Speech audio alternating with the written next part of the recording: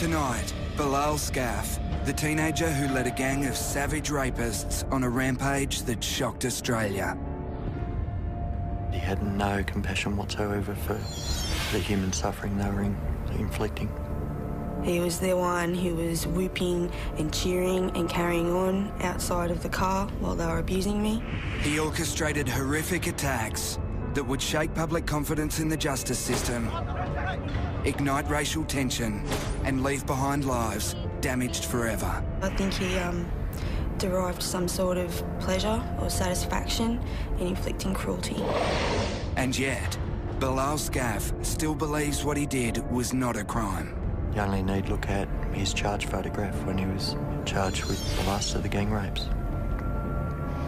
And he's laughing in it. Tonight, clinical psychologist Dr. Leah Jaratano reveals what drove Bilal Skafs to go beyond the darklands.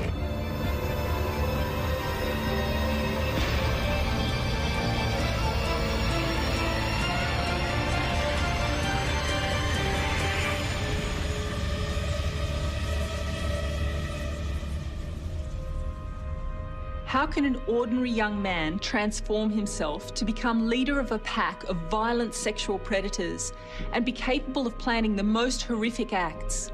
And how can he fail to see that what he's doing is wrong? These are some of the most terrifying experiences a woman could ever imagine, being trapped and violated by a mob led by a teenager who enjoys her degradation. Tonight, we'll enter the mind of Bilal Skafs, Australia's worst serial gang rapist. Lebanon in April 1975. A civil war erupts between Christian and Muslim factions. Australia responds to a humanitarian crisis by relaxing its migration rules. There's a surge of refugees. Among them, Bilal Skafs' parents, Mustafa and Baria, who are from the country's north. They reached Sydney in 1976. A lot of those people were from North Lebanon, which means to us is very poor, very uneducated people. A lot of them were illiterate. They couldn't read and write Arabic, let alone English. And they came to Australia in the middle of one of the worst recessions we've had. Mustafa Skafs was luckier than most. Despite the tough economic times, he got a job on the state railways and a home in Sydney's southwest. They lived in a small house in Greenacre, just a basic weatherboard house, typical house of the area. I suppose you'd call it in many ways it was an underclass area because of the level of unemployment was just enormous. There were dysfunctional families. There were extended families where the father had lost control of the family unit. The mother was leading the family, but symbolically the father had to do it. Not the easiest place to raise a family, but that's where Bilal was born on September the 14th, 1981, followed by his brother Mohammed in May 1983. Typical Lebanese family, you know, just like everybody else. Parents are lovely people, law-abiding citizens. In 1986, Bilal Skafs went to Chullora Public School, and then in 1993, aged 12, moved to Belmore Boys High, where he was to meet Robbie. He was a normal bloke to me, a friend. Like, he used to buy us stuff, you know, whatever we want, like buy us food, take us to restaurants, you know, hang out together. Bilal's family was growing. He now had another brother and a sister. His father, Mustafa, was taking on all the extra work he could to make ends meet, and that meant he had little time at home with his kids. Having the father work very hard, the father figure doesn't exist, therefore the authority is not in the house. The father plays a big role, very, very big role, in terms of discipline, in terms of keeping the kids in line. There were soon warning signs. At school, Bilal was having problems. Like, he got in much trouble for, like out of the rules, out of the school rules. But whatever he did, Bilal knew his mum would support him. He seemed to have a strong relationship with his mother, which is strange for what had happened, but he seemed to have a strong relationship with his mother, and in his mother's eyes could do no wrong. Bilal Skafs is the firstborn son, so within his family, he automatically has a unique status. He's up there on a pedestal. But because his father's so often absent, Bilal's standing within his household is even higher, and he'll likely escape serious discipline when he tests the limits. That shapes his attitude to school. There he flaunts the rules and acts just the way he does at home. Bilal always wanted to be a leader of the kids his own age. But when that didn't happen, he turned to those he could impress more easily. Younger boys like Robbie. Like, to see how he got a friends, he'll be a leader on the little kids. You know, like, you can't lead on someone that is stronger than you. You know, you only lead on someone that's weaker, of course. In 1995, Bilal's life was to change dramatically. He was expelled from Belmore High because of bad behaviour. He was just 14 years old, but his formal education was over. Bilal Skafs had no qualifications or real career prospects, but he was acquiring a criminal record. In September 1998, he was convicted of a shoplifting offence. A month later, he was back in court and fined for causing criminal damage to a car. Bilal is king in his own home, but out in the wider world, he's seen as just another street kid, average in every way. And that's a humiliating discovery for a boy who not only needs respect from his peers, he believes he's entitled to it. And to get that respect, he'll do whatever it takes, including breaking the law. He doesn't care who he hurts. Given his behaviour here, we can make a clinical diagnosis of what's called conduct disorder. That's where the rights of others are persistently violated. Mustafa and Baria were increasingly worried about their son. When their child has started running into a little bit of trouble, alarm bells starts happening in the parents' head, and they think, we got to do something about this. And unfortunately, the only thing that they can come up with and that they know is let's send the child back to Lebanon. In early 1999, Bilal was sent far away from any risks and temptations he faced in Sydney. He was sent for about 11 months to live with relatives in Lebanon, and he stayed in a small village of only about 20 houses. At least in Lebanon, he can't get drugs so easily. He can't get up to no good so easily. And if he does anything wrong, you know, the law will come down on him like a ton of bricks. And I am led to believe that women there did not enjoy the same freedoms that we have in Australia.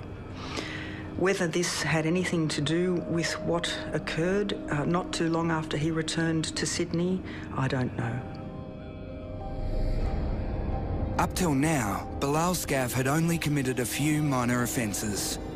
But the 17-year-old was just months away from carrying out crimes that would sicken even city cops, who thought they'd seen it all. They were horrendous.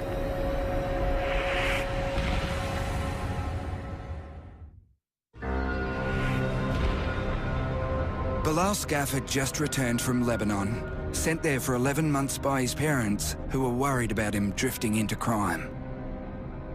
But in July 2000, soon after returning to Australia, he was convicted on a charge of shoplifting. It is these young people who have lost their identity. They don't know who they are. And they're so lost to a point where, you know, when it comes to time to decision-making, they're making the wrong decisions because young people don't come back to their parents. Don't say nothing to their parents. Skafs' parents wanted to instill discipline in the son they loved, but they'd left it too late. 11 months in Lebanon without the freedom and the power he was used to left him frustrated. He wants his power back. And being segregated from the opposite sex for so long just made things worse. There's evidence that gang rapes are far less common in environments where boys and girls are allowed to mix freely. In Lebanon, the girls were untouchable, but Bilal Skafs wasn't used to being denied anything. In July, his father Mustafa succeeded in getting him a job with State Rail. Bilal was now working in customer relations on the Bankstown line. But within a few weeks, he'd throw away his last chance of a normal life and also devastate the lives of many others.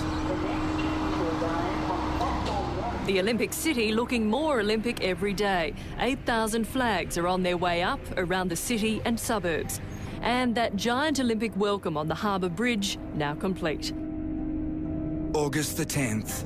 The Games were due to start in 4 weeks. But Bilal Skafs had other things on his mind. That night, he was prowling the Chatswood Chase shopping centre on Sydney's North Shore with 7 mates, all from Lebanese families. Certainly, Bilal Skafs was one of the older, if not the oldest of the core group of offenders, who ranged from 18, as he was, down to 14. The gang befriended 2 girls out shopping, one 18, the other 17. They persuaded them to get into their van so they could go and smoke marijuana somewhere quiet nearby. He did express himself that he was a leader.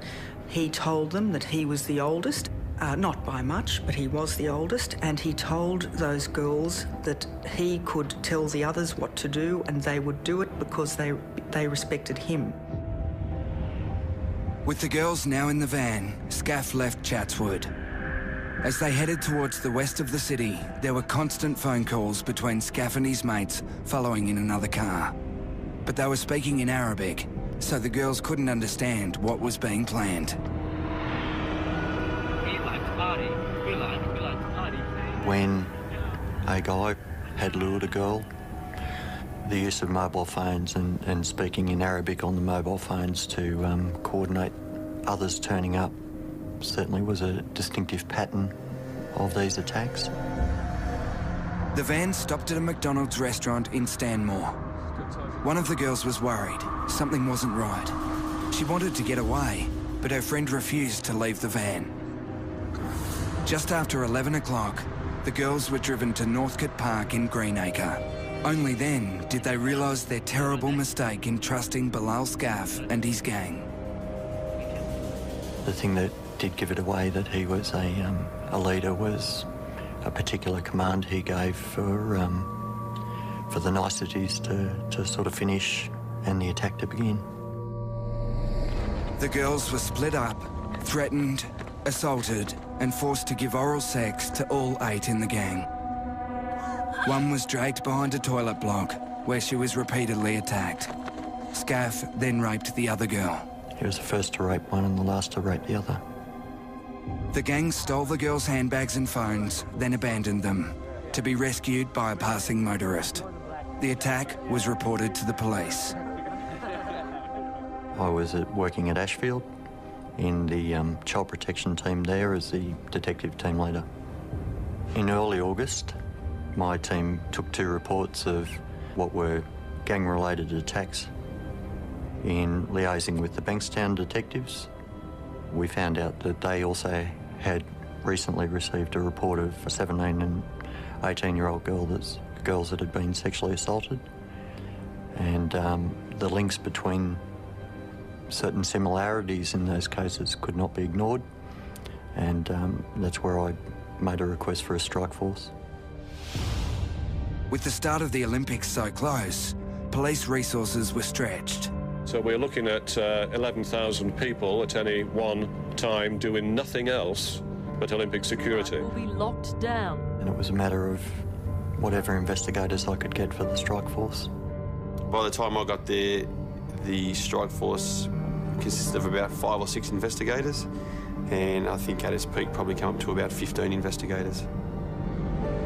In the few months before the 2 girls were raped in Greenacre, there'd been other incidents committed by members of Skafs' gang. They'd been harassing girls, threatening them with knives and demanding sex. What is clear is that he had no respect whatsoever for the teenage girls that they were attacking. Absolutely none. And no compassion whatsoever for the human suffering they were inflicting. The next attack, just 2 days later, would be even more brazen. Bilal Skafs would lead the rape of a girl who knew his own brother. And this time, the victim would be threatened with death.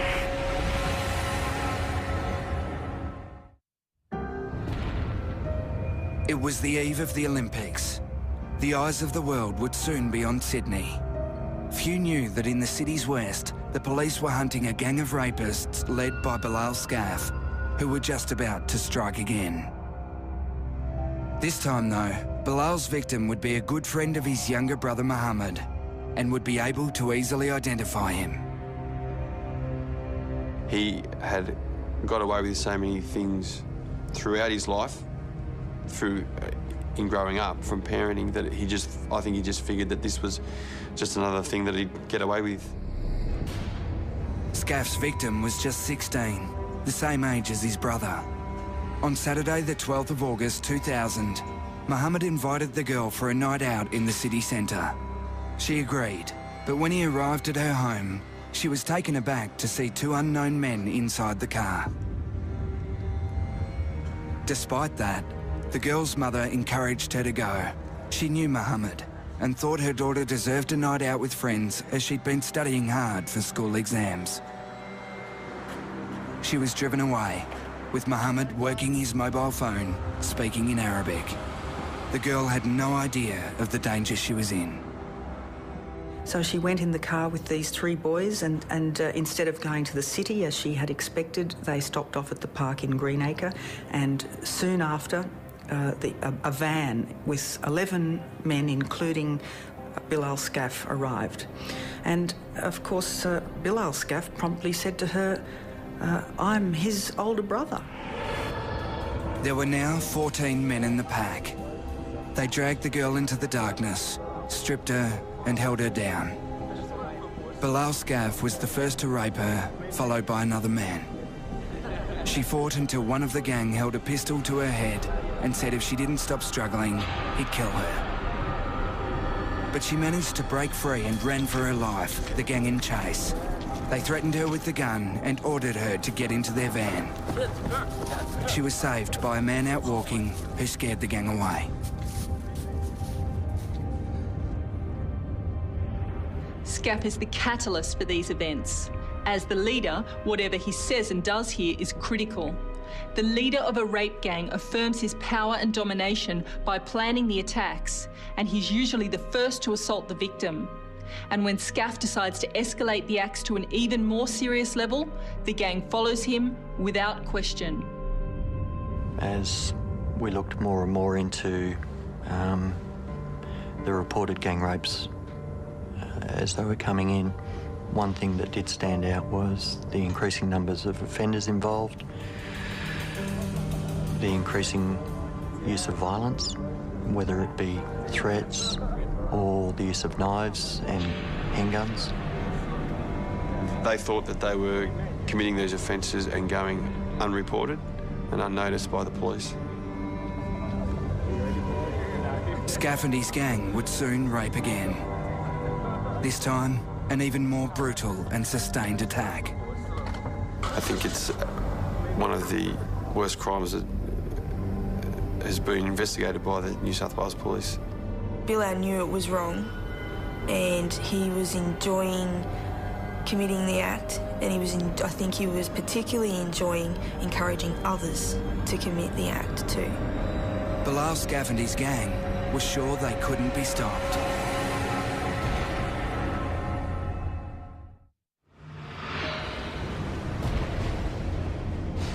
It was the middle of the afternoon on August the 30th, 2000.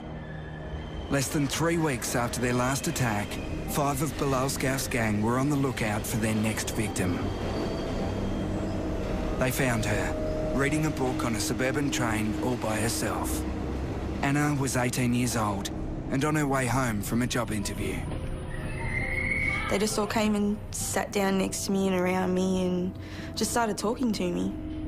She was in the best clothes that she had, a skirt which came down below her knee, mid-heel shoes, and she had a handbag with her. She was reading The Great Gatsby on the train between Belmore and Bankstown.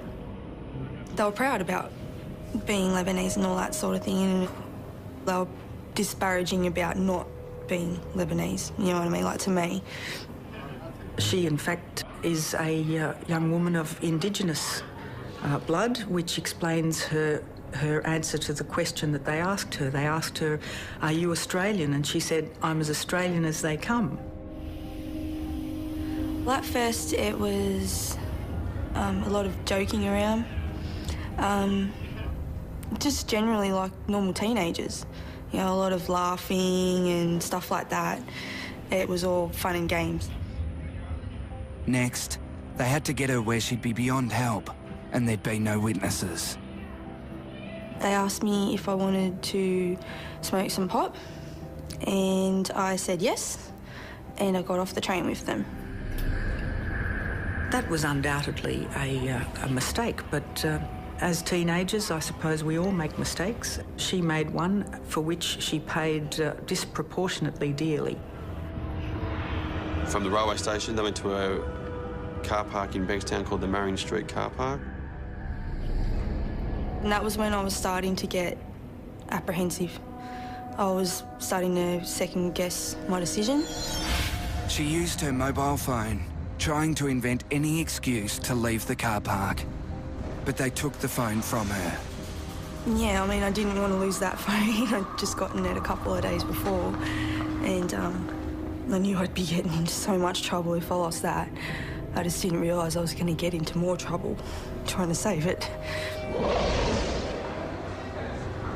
They dragged Anna into a toilet block, the start of an ordeal that would last more than 6 hours. And in that toilet, she was raped by 4 of the 5 men who had been with her, and individually, while they all stood guard outside. During the attack, Anna was subjected to continual racial abuse. Mohammed Skafs told her he was going to rape her in what he called the Leb style. And I remember thinking, you know, all I wanted was my mum, my dad, and my brother, or any of my friends to help me, and that was when I realised that no one was going to, and that I was going to have to save myself. When that ordeal was finished, the 5th of the men, feigning sympathy, understanding the concept of sympathy, said to her, well, you come with me. I've got a car here with some mates and they'll take you home. But they had no intention of letting Anna go. Instead, she was driven to the nearby Bankstown Trotting Club, where she was forced into sex 3 times. The rest of the gang was now on the move, hurrying to join in. There was no passion or lust which could have overtaken those who were called up by telephone to come and join the rest. So in that sense, it seems that it must have been more a way to express violence and degradation, humiliation in a sexual expression. It wasn't too long before another car rolled up. Inside was Bilal Skafs himself. He was tall, taller than me. The olive-skinned, dark-haired, and he just looked like a prick. I'm sorry, but he just had that look about him that said, I'm not a nice person, and yeah, didn't bother to hide it. And so I knew even from the beginning that Bilal wasn't going to be some, you know, saviour on a white horse. He was going to hurt me too. Anna was told to get into the back seat of the car.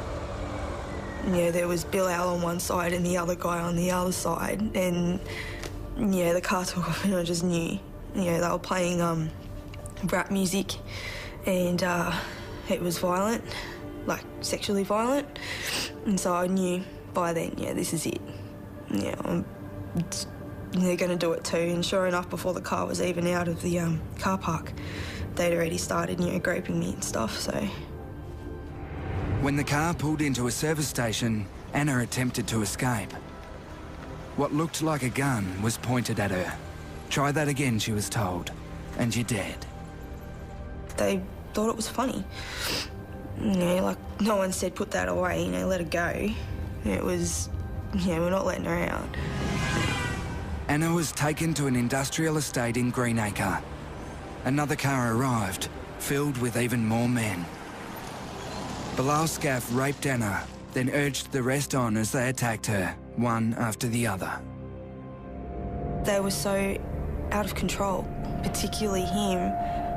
You know, he was leading them in almost hysteria outside of the car. You know, like he was cheering and he was yelling and, you know, carrying on and thumping things, and, you know, he was encouraging them and almost aggravating them into being worse, you know, into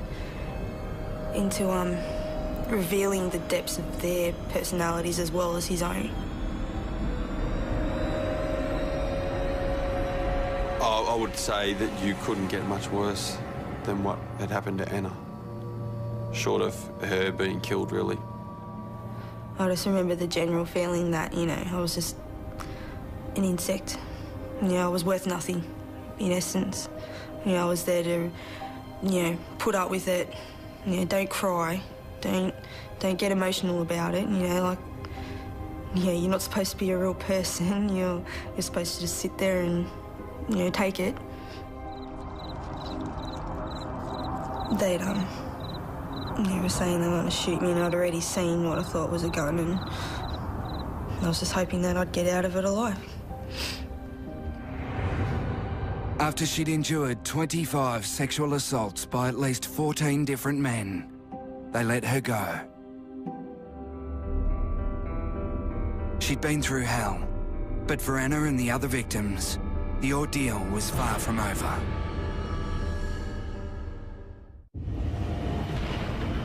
Bilal Skafs' gang of rapists was on the loose in Sydney, with the Olympics just a few days away. But the police team hunting them now had a vital lead. Security cameras at Bankstown railway station had caught one of the rape victims, Anna, with 5 of Skafs' gang. A sharp-eyed local detective recognised a face. It was Bilal Skafs' younger brother, Mohammed. That was our breakthrough, to identify one person, because it was obvious that the other offenders were going to be associates. On the 1st of September, the police staged nighttime raids on 3 houses, including the Skaff family home in Greenacre. We weren't received very well. The mother of Bilal refused to believe that either Bill or Mohammed, for that matter, had done anything wrong. Gang members were charged, but released on bail. Some were put under surveillance. On October the 7th, Strikeforce SADA detectives filmed them approaching young women on Bondi Beach. It gave new urgency to the investigation. After seeing this, the police were certain there'd be more attacks. If you wish to participate in an identification parade for this matter, is that no? No. On October the 31st, Detective Walk interviewed Bilal Skafs in the garden of his family home in Greenacre. Skafs agreed to talk, but that was all. Gosling Park on Rawson Road, Greenacre. During the offence, the victim was forced to have vaginal intercourse with 2 males, as 3 other males looked on. What's striking here is how Bilal Skafs' body language reveals him to be more irritated than anxious about the police investigation. There are few signs of concern or guilt. He just wants these questions over with. This tells us 2 important things. Firstly, he clearly doesn't believe he's done anything wrong, and he's sure he's going to get away with this. And secondly, this cold lack of empathy towards the rape victims and no fear about the seriousness of this situation is a characteristic display of a young psychopath. The victim ran from the males who caught up with her and showed her a firearm. I'm going to ask you questions in relation to this matter. Here, Skafs is being asked about 4 terrible assaults on young girls, but he's not surprised or outraged, as an innocent person would be. And we see the true predator when he's questioned about one rape in particular. The police officer mentions that the girl was threatened with a firearm, and Skafs just can't help himself. He enjoys this moment too much. Unable to repress his true feelings any longer, he starts to laugh. He had a particular air about him of being confident and arrogant, and was sure, I would say was sure that he was going to get away with this. I don't think he had any idea of the implications for him. I don't think that he had any idea of how seriously the community and the courts would regard his crimes and that of his co-offenders. You only need look at his charge photograph when he was charged with the last of the gang rapes. And he's laughing in it.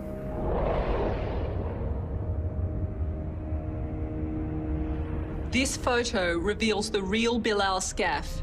He's just been charged with leading a pack rape, and yet he's laughing. This smile is how he's so often got away with things. And it's extraordinary that he thinks this is just another transgression he can charm his way through.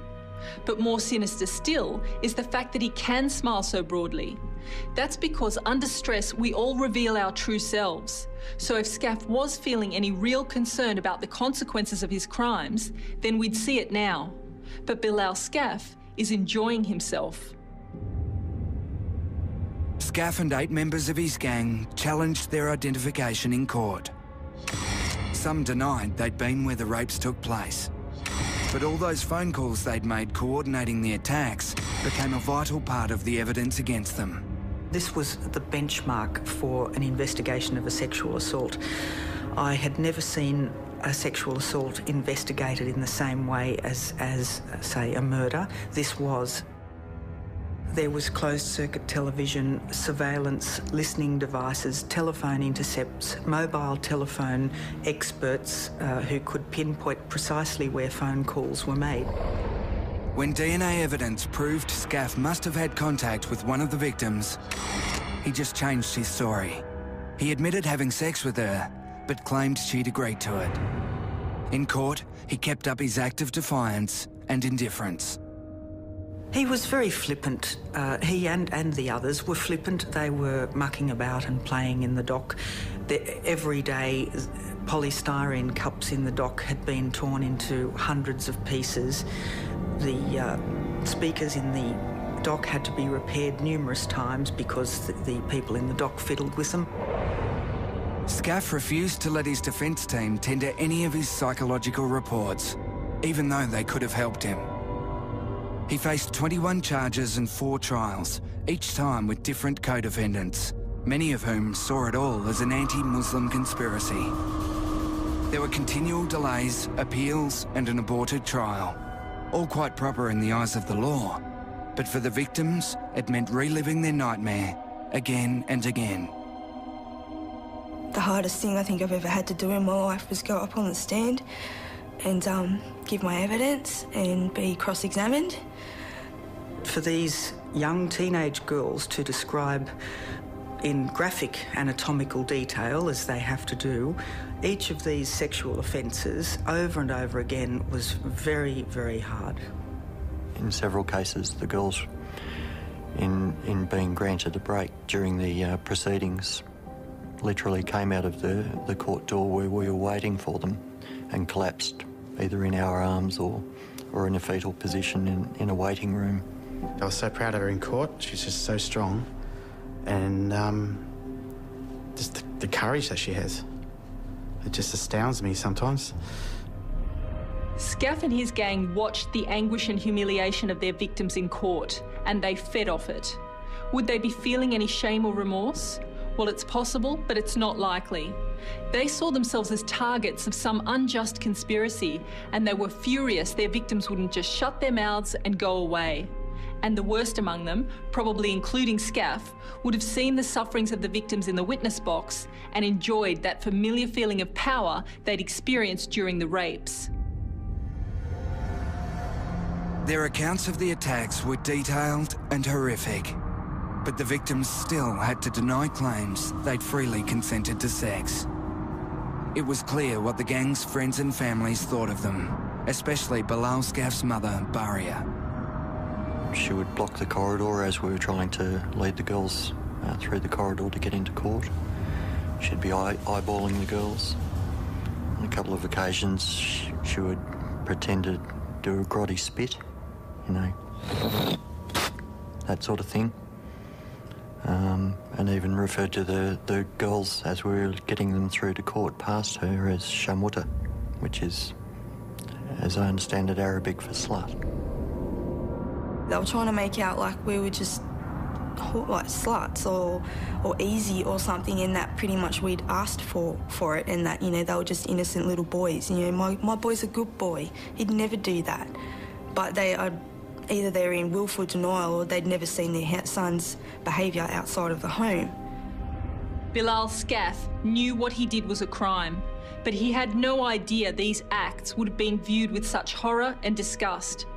You see, the way he rationalises it, the victims brought it on themselves by agreeing to go with him and his gang, and so they were responsible for what happened next.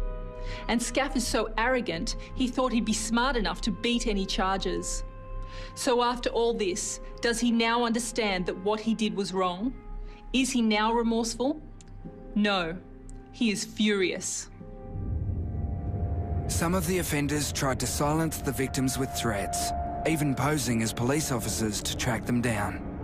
Fearing for their safety, Strikeforce Seda relocated 4 of the victims and their families.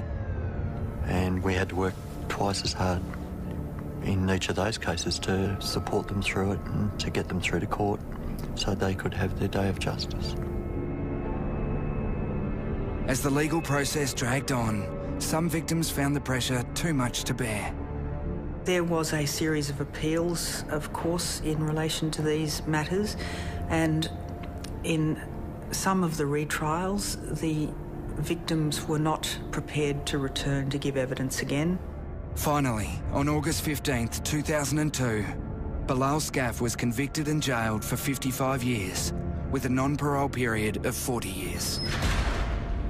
It was the longest jail term ever given in Australia for a case that didn't involve murder.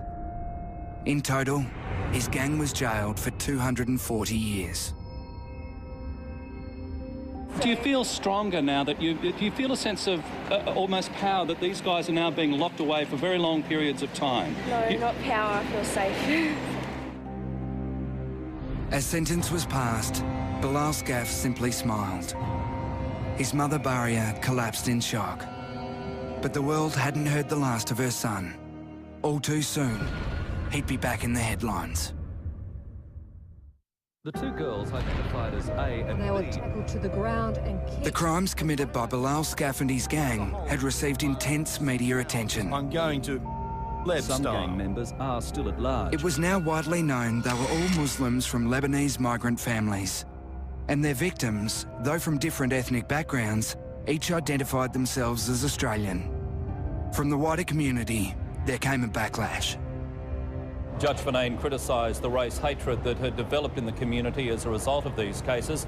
He said the men involved in these gang rapes were the only people in the New South Wales prison system who were Muslim, Lebanese and rapists. But there are simmering tensions within Sydney's Lebanese Muslim community. We did not go rape anybody. If she'd been a Muslim, no, they wouldn't have touched her. If she was wearing a burqa or the hijab or whatever, they wouldn't have touched her. It's only because she was a non-Muslim, obviously they thought that she was easy. They don't care. She's only an Aussie anyway, so it doesn't matter to them. Bilal Skafs' victims had been subjected to racial abuse. Now his community was on the receiving end. Skafs had let an evil genie out of the bottle. It was just shocking because all of a sudden this collective punishment had came upon the Lebanese community. It was almost like every Lebanese boy is out to rape an Australian girl. That's what happens with moral panics. You know, at the time, there was that underlying thing about all Islamic people got horns grown out of their head. Race and religion saturated almost every aspect of these crimes, both when they were being committed and in the community outrage that followed. But gang rape has nothing to do with race or religion. It happens in almost every culture, in elite sporting groups, street gangs, universities, and in the military.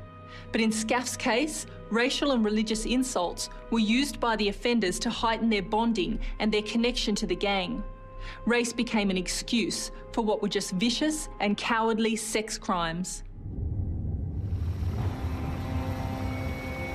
Bilal Skafs is held in the Supermax High Security Unit at Goulburn Jail in country New South Wales, regarded as Australia's hardest prison.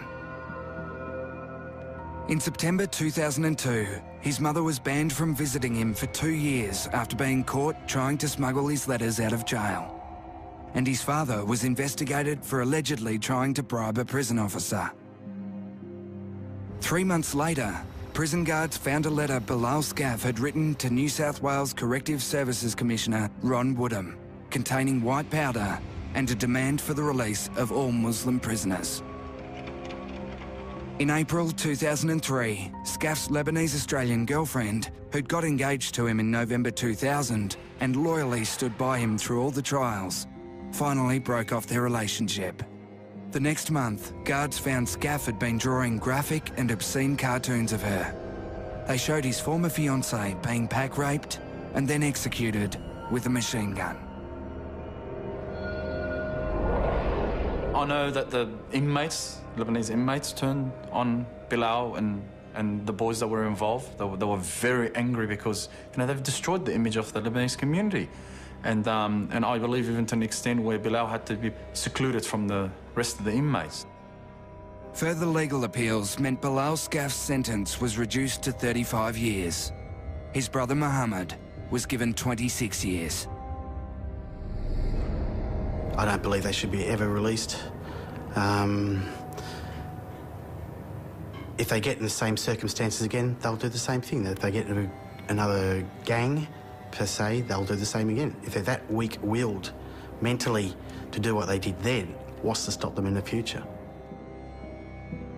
I don't see how you can rehabilitate someone like Bilal Skafs in a prison that's full of men when he's not about to rape a man.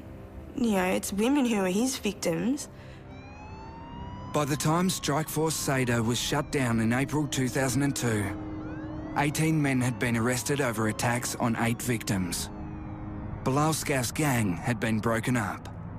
The pack rapes had stopped. We need to deal with these young men and see what is their problem. Why are they feeling the way they're feeling? Why is so much anger, so much resentment against the very country they're supposed to call home? My belief is that the courage of the 8 girls that we did get to court actually stopped the gang rapes and stopped other girls from being gang raped. There's no two ways about that. If none of those girls had have been prepared to go to court, these blokes would still be on the streets. Bilal Skafs was architect and commander of these terrible sexual assaults. Without him, they may never have happened. But what made him a serial gang rapist? Well, crucially, he thinks he's entitled to take whatever he wants in life, and he doesn't care who he hurts to get it, especially if it's a woman he believes is naturally inferior to him. He got the status he craved from younger teenagers by organising one of the most cowardly acts imaginable, the violation of defenceless females. And it took the degradation and humiliation of his victims to make him feel like an important man. This allows us to make a conclusive diagnosis. Bilal Skafs is a psychopath who will probably always present as a danger to others, particularly to women.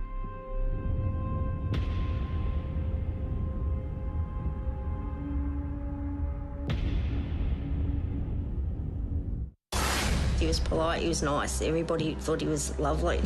He was a shy 15-year-old when his attacks against women began. And I would never forget his eyes. Serial killer Peter Dupas stalked and murdered countless women in Australia. Find out why he'll never be released from jail and why he'll never be cured. I believe he was born the way he is, as a psychopath. Seven's new Beyond the Darklands, next Monday, 9:30.